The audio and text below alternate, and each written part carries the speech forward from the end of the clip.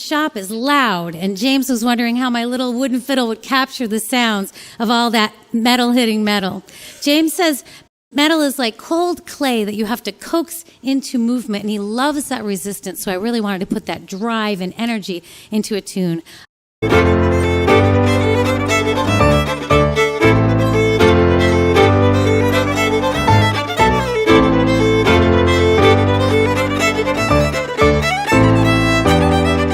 The thing that I really love about this next set is that David's passing on a tradition in this video, and I know that the people that he's passing the tradition on to are not aware of it, and that's how a lot of these traditions are passed on. You just absorb them in your home, so it's a few beautiful moments you'll see. This is a tune that we call the bread dance.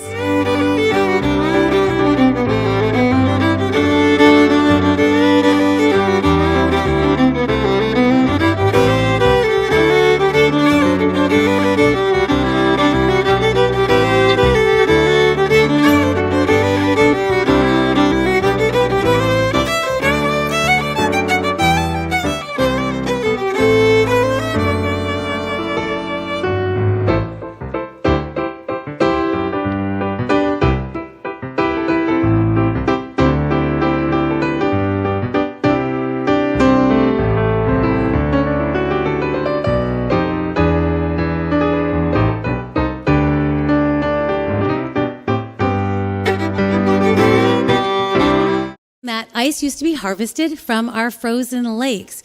And when the ice truck would come, it would have these 500-pound ice cubes, basically. And each person had a different size freezer. So the guys would cut off, just the amount they need, and they'd put the block into their freezer. And then the kids would chase the truck because of all the ice shavings, and that was their big treat. So she enjoyed that, right?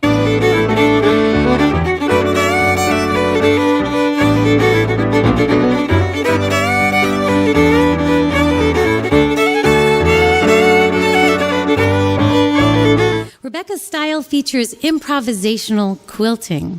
So I told Daniel that the fiddle would be the fabric and that the piano would be the amazing thread to quilt it all together. The tune begins with the sound of the sewing machine, and the pluck at the end indicates the last thread is being snipped.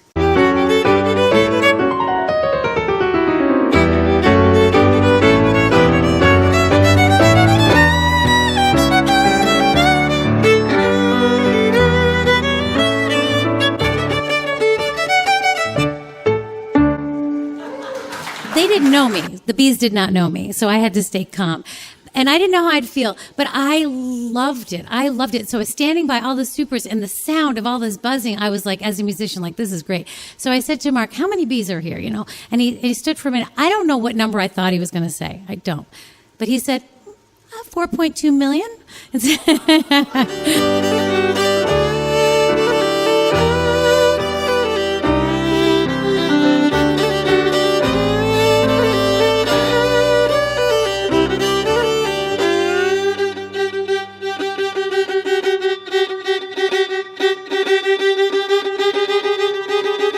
And in the 1800s, wealthy folks would visit their great camps in the Adirondacks, and they'd hire a hunting guide to guide them through the water, because the water was the best way to get around. But sometimes you had to pick them up to go from one body of water to another. So think about the way you would design a boat to pick it up to go carry it.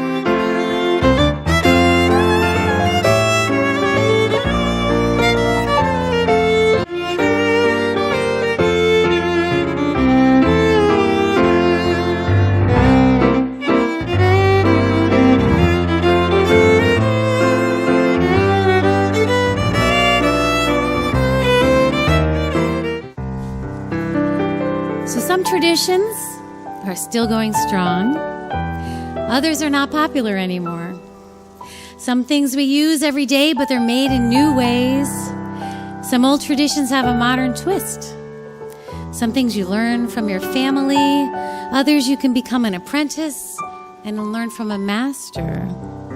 We wanted to take a moment to honor the tradition bearers who are with us today and those who have passed on. This is called The Circle of Quiet.